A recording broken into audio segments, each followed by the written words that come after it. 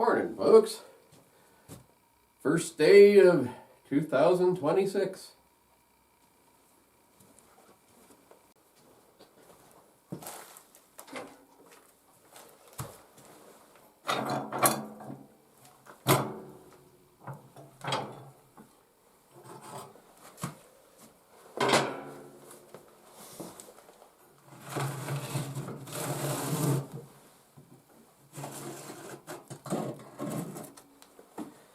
The stove sure cleans easy. Got a tray underneath it for all the ashes.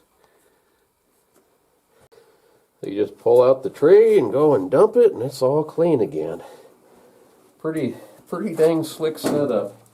Probably the easiest stove to clean I've ever had. You don't even need to shovel anything or nothing. This little thingy, that it's got the base of this pivots. That's a wrench, so you can take and flip that a couple times, and all the ashes drop down into that pan.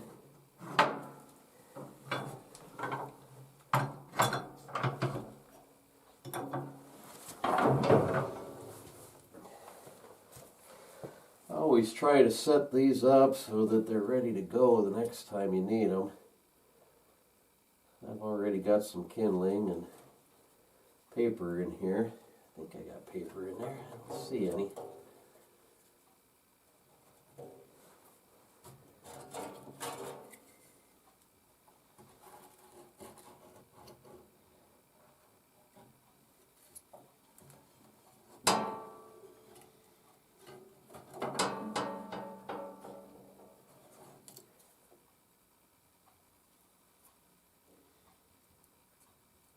So what I've been doing here is filling a beer box or pop box. Beer boxes are common around here with me and my friends. With pine cones and with some of the chips from splitting firewood. Fill up one of those. It doesn't have to be very full, 3 inches or so deep. And then stack a little bit of firewood on top of that through the top of this lid.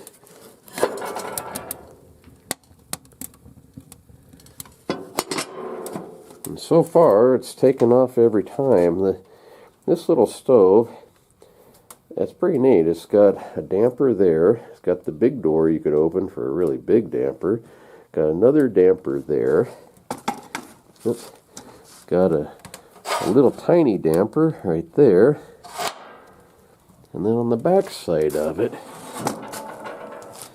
there's yet another damper. It seems to be kind of stuck right now. How come it's stuck? There it goes.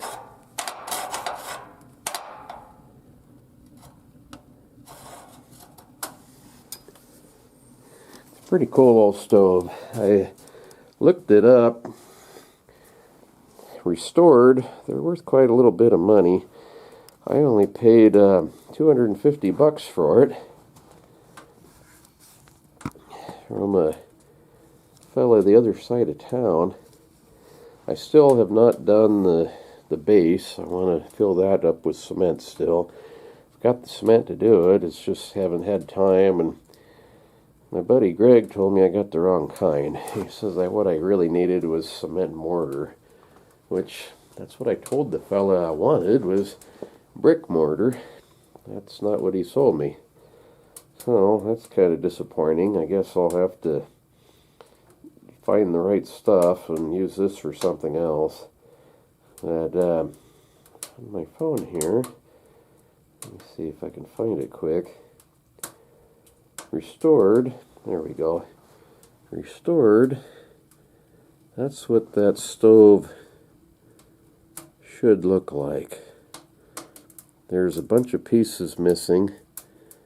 That little trophy looking thing on the top of it, and then around right where my finger is here, there's kind of a chrome skirting that should be there.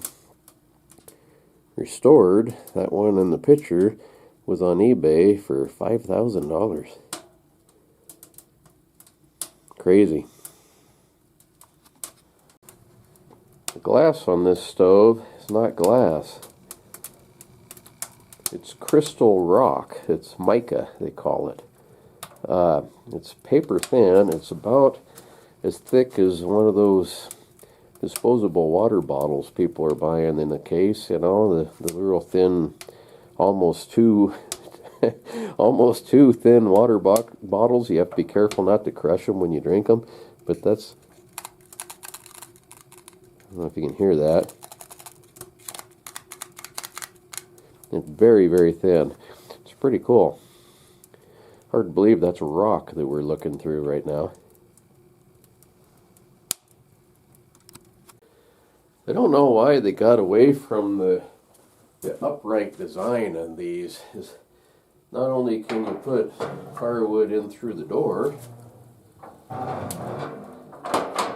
but you can put some really long firewood in from the top if you just pull these cooking lids off of it.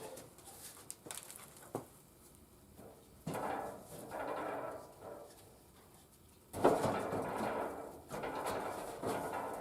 can find a spot. There it goes.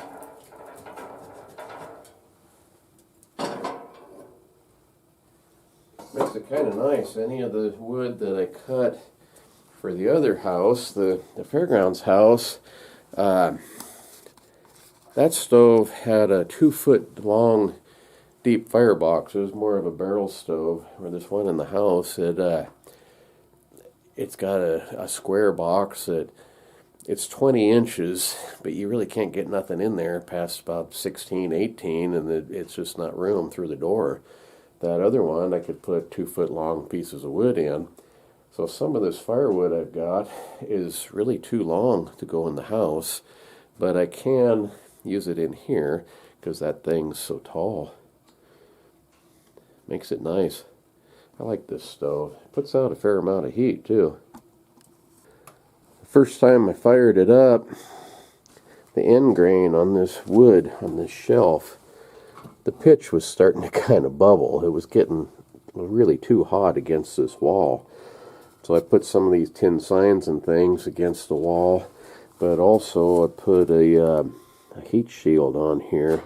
Just drilled a couple of holes and put it's a piece of stovepipe that wraps around the back side of this, and that made all the difference in the world. Now that heat doesn't go backwards away from the, against the wall. It comes out into the room.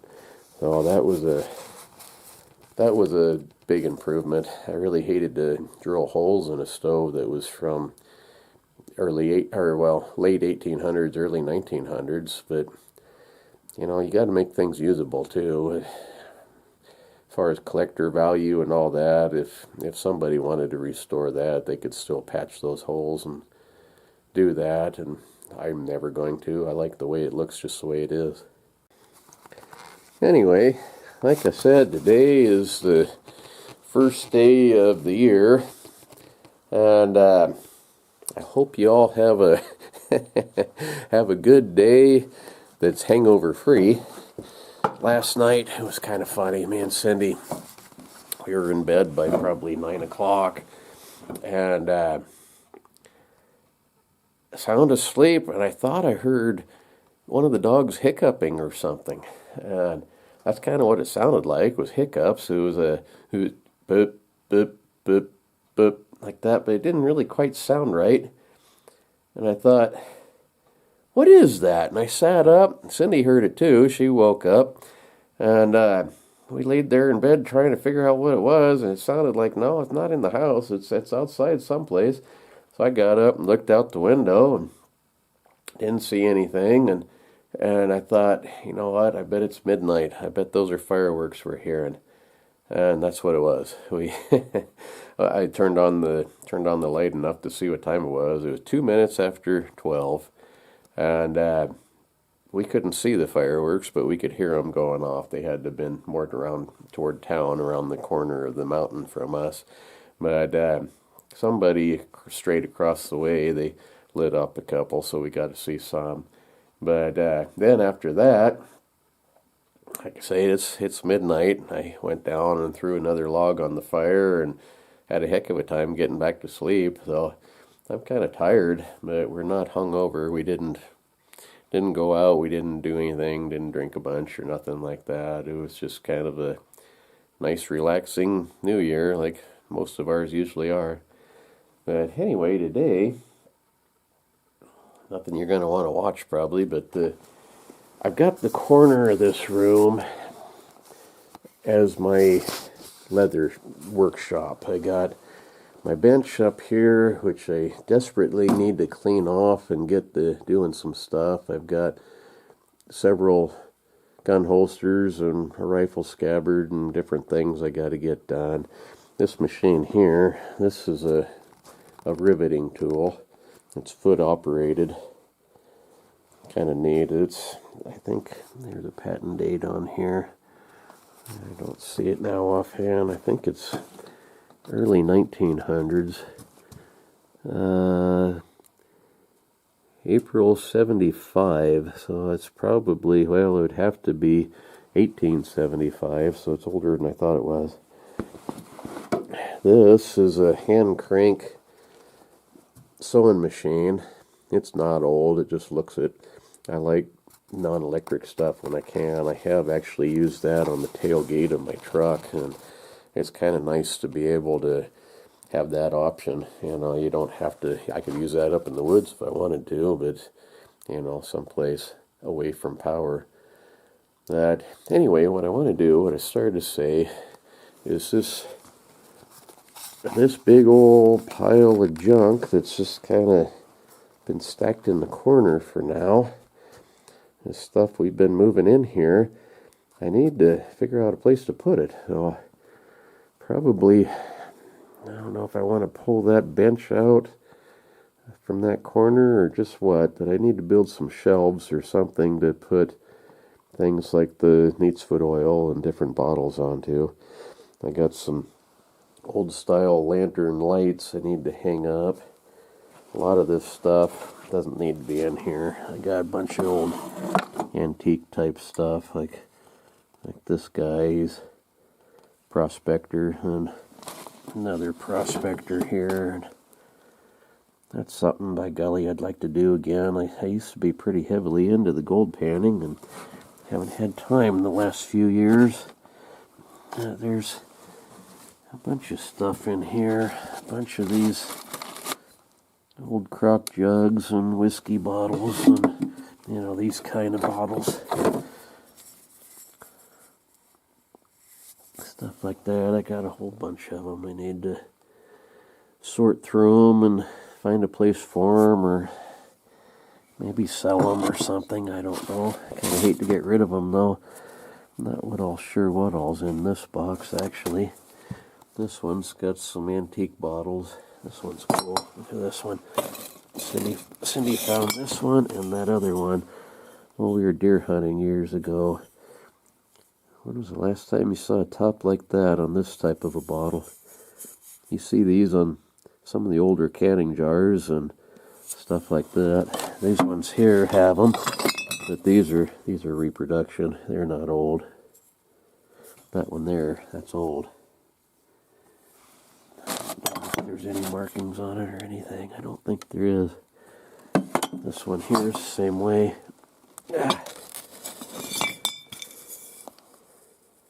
This one's not as old because that top is plastic. It's got some markings on it. There's just numbers though. Some of this stuff. Look at this one.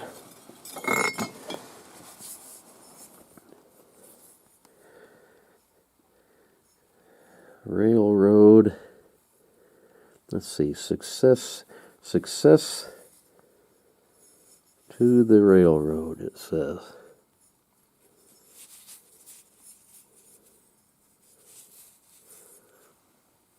Pretty cool. I don't even know where some of these came from. We've had most of this stuff for probably 30 years or more. We just haven't had it out because we didn't have a place for it. This one, I think, not positive if it's this one or not.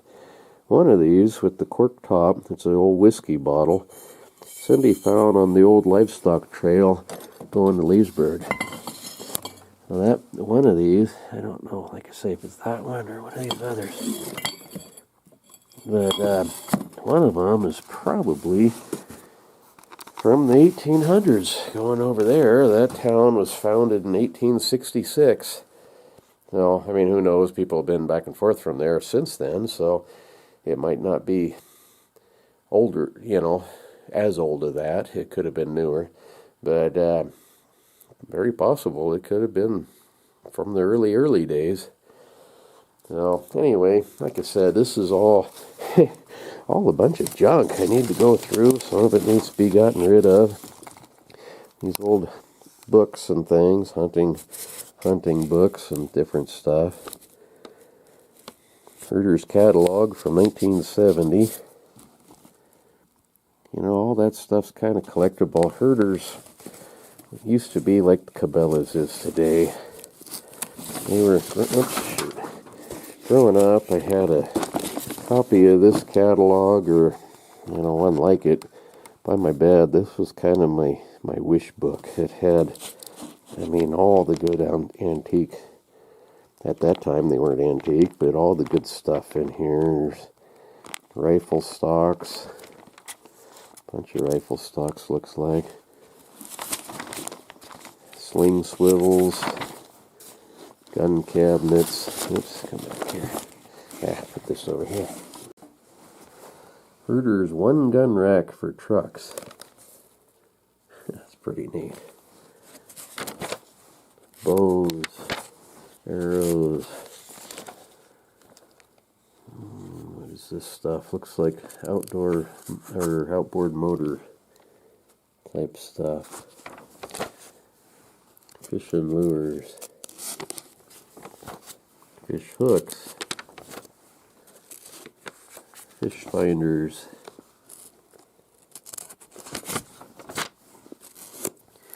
Like I say, these were the kind of like the early Cabelas. I guess they burned up. The place caught on fire. Kind of neat though. Look at the prices. Let's see, where's the... Okay, here we go. Let's see, where is that knife? There it is right there. The George L. Herter knife. I've heard them called the Herter Canadian Hunter. That knife was a whopping $3.15 in 1970. Just so happens I have one of those. In fact, I've got more than one of those.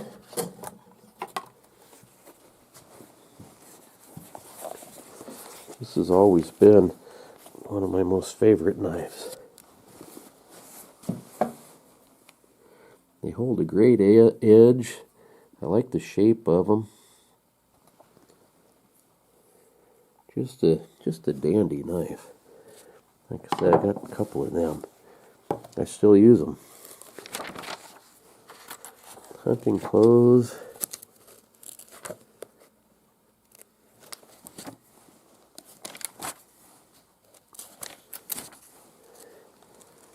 Motorcycles.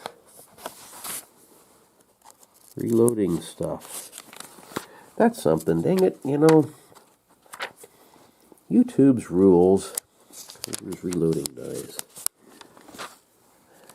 YouTube's rules won't let me show the manufacturing of bullets, the reloading of bullets, gun modification, anything like that. Morelli, he's kind of got himself into trouble a few times. Dave Morelli's Tactical Advantage, he calls his YouTube channel. But, it's ridiculous. We're not making nuclear bombs or anything like that. There we go. But,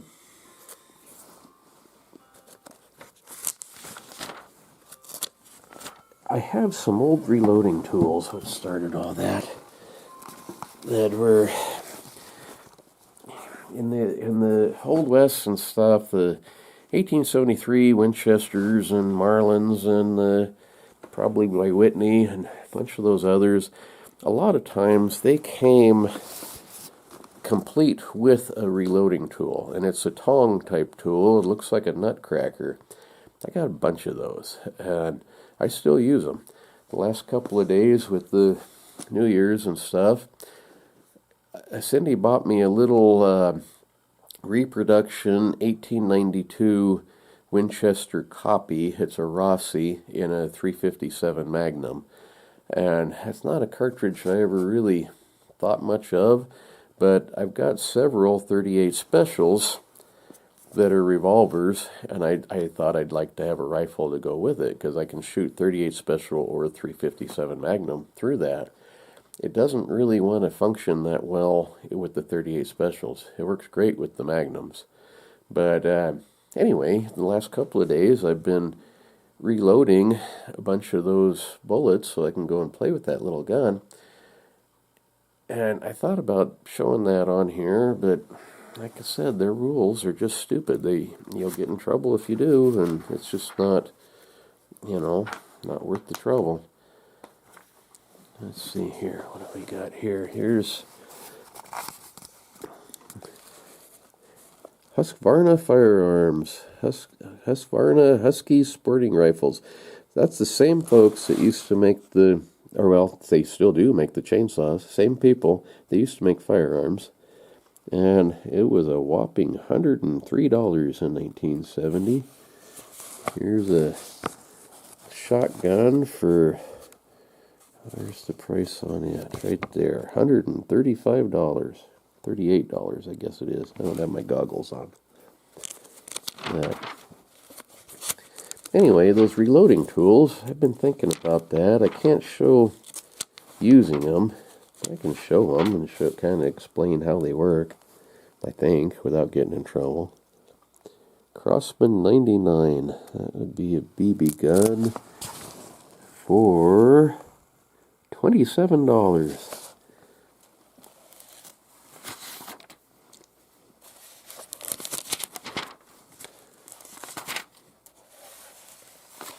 Anyway, this is the this is the trouble I got when I go to do something. I come across something cool like that, and I ain't getting my shelves built. See you folks tomorrow. Thanks for watching. I hope you had a great New Year's Eve. Hope you don't have a hangover today, and if you do, I hope it goes away by tomorrow. See ya, folks. Bye.